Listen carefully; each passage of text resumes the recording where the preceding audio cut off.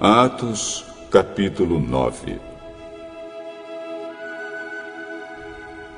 Enquanto isso, Saulo não parava de ameaçar de morte os seguidores do Senhor Jesus.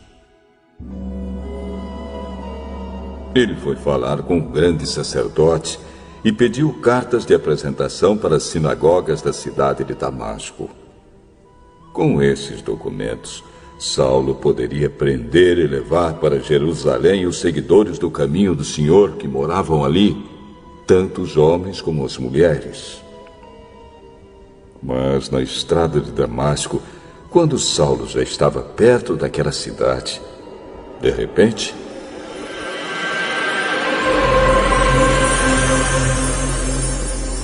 uma luz que vinha do céu brilhou em volta dele. E ele caiu no chão. E ouviu uma voz que dizia: Saulo, Saulo, por que você me persegue? Quem é o Senhor? Eu sou Jesus, aquele que você persegue. Mas levante-se, entre na cidade, e ali dirão a você o que deve fazer.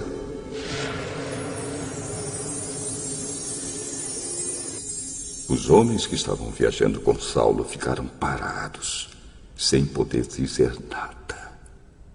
Eles ouviram a voz, mas não viram ninguém. Saulo se levantou do chão e abriu os olhos, mas não podia ver nada. Então eles o pegaram pela mão e o levaram para Damasco. Ele ficou 3 dias sem poder ver, e durante esses dias não comeu nem bebeu nada. Em Damasco morava um seguidor de Jesus chamado Ananias. Ele teve uma visão, e nela apareceu o Senhor chamando: Ananias. Aqui estou, Senhor. Apronte-se e vá até a casa de Judas, na rua direita, e procure um homem chamado Saulo, da cidade de Tarso. Ele está orando e teve uma visão. Nela apareceu um homem chamado Ananias, que entrou e pôs as mãos sobre ele a fim de que ele pudesse ver de novo. Senhor, muita gente tem me falado a respeito desse homem e de todas as maldades que ele fez em Jerusalém com os que creem no Senhor. E agora, ele veio aqui a Damasco com autorização dos chefes dos sacerdotes para prender todos os que te adoram. Vá, pois eu escolhi esse homem para trabalhar para mim, a fim de que ele anuncie o meu nome aos não-judeus, aos reis e ao povo de Israel. Eu mesmo vou mostrar a Saulo tudo o que ele terá de sofrer por minha causa. Então Ananias foi. Entrou na casa de Judas, pôs as mãos sobre Saulo e disse: Saulo, meu irmão,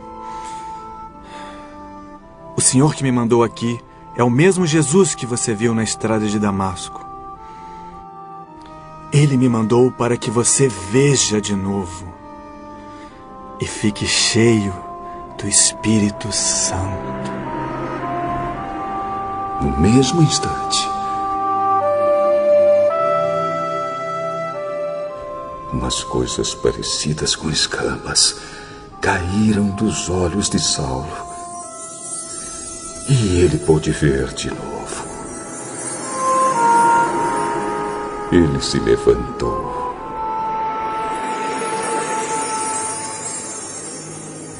e foi batizado.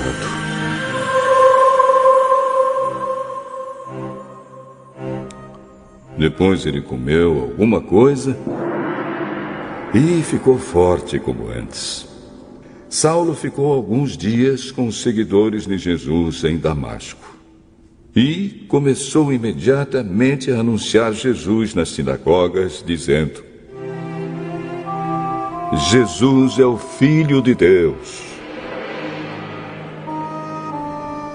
Todos os que ouviam Saulo ficavam admirados e perguntavam: Não é este o homem que em Jerusalém estava matando todos os seguidores de Jesus? Não foi ele que veio até aqui para prender e levar essa gente ao chefe dos sacerdotes? Mas as mensagens de Saulo se tornavam cada vez mais poderosas. E as provas que ele apresentava de que Jesus era o Messias eram tão fortes que os judeus que moravam em Damasco não sabiam o que dizer. Muitos dias depois, os judeus de Damasco se reuniram e resolveram matá-lo. Mas Saulo ficou sabendo do plano deles. Eles vigiavam os portões da cidade dia e noite para o matar.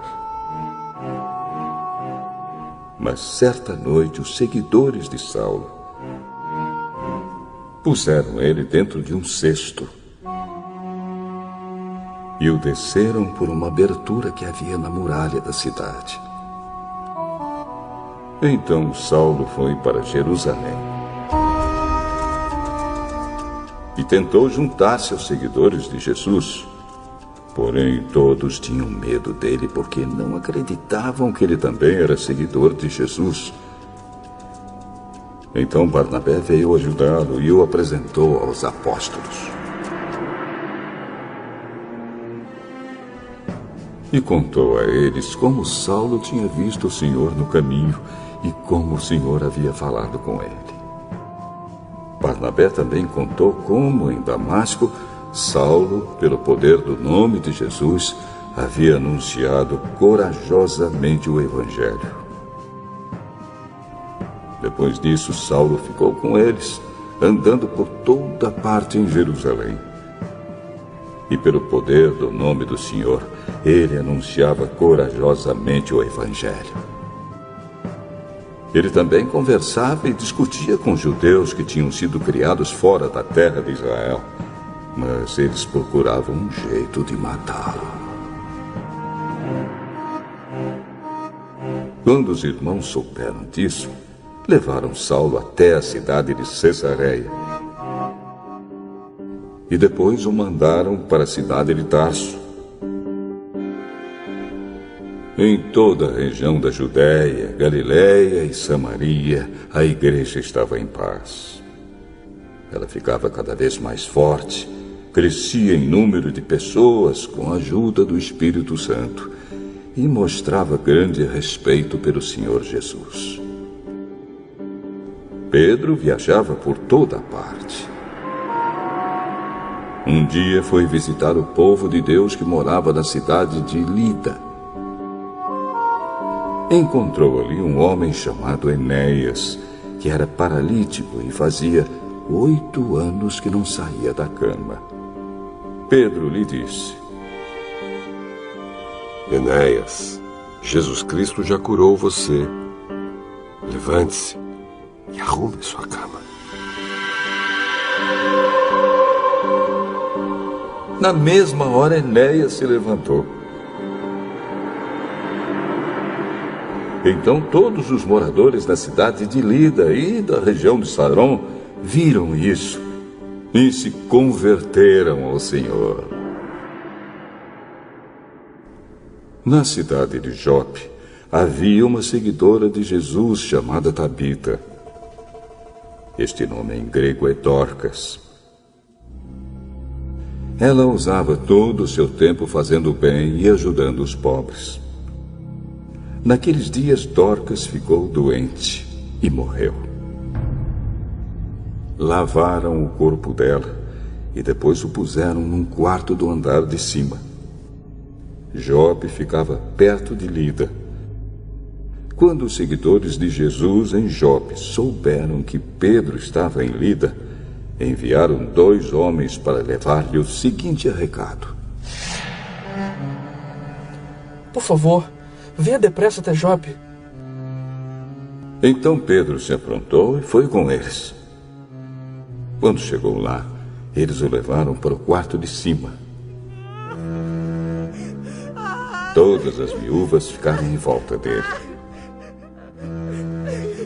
chorando e mostrando os vestidos e as outras roupas que Dorcas havia feito quando ainda vivia. Então Pedro mandou que todos saíssem do quarto. E em seguida se ajoelhou e orou. Depois virou-se para o corpo de Dorcas e disse: Tabita, levante-se. Ela abriu os olhos e, quando viu Pedro, sentou-se. Pedro pegou-a pela mão e ajudou-a a ficar de pé. Em seguida chamou toda a gente da igreja, inclusive as viúvas, e a entregou a eles viva. As notícias a respeito disso se espalharam por toda a cidade de Jope, e muitos creram no Senhor. E Pedro ficou lá muitos dias, na casa de um curtidor de couros chamado Simão.